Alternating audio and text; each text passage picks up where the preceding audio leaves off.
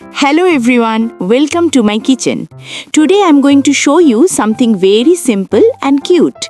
I will make a beautiful food art using only 2 tomatoes. You don't need any special tools, just a little creativity. First, take 2 fresh tomatoes and wash them properly. Always use clean vegetables when you decorate food.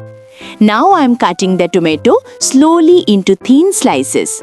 Try to keep the slices even. It will make the design look better. These slices will be the base of our art. I am arranging them one by one like petals. You can see even simple tomato pieces can look so pretty. This idea is perfect for lunch boxes or family meals. From the second tomato, I am making the face part. Small cuts for the eyes, nose and little details.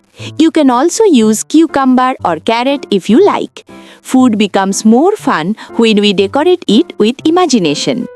And here is the final result. A cute tomato character made in just a few minutes. Kids will love this and guests will be surprised too.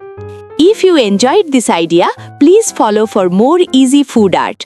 Try it at home and let me know how it turned out. Thank you so much for watching.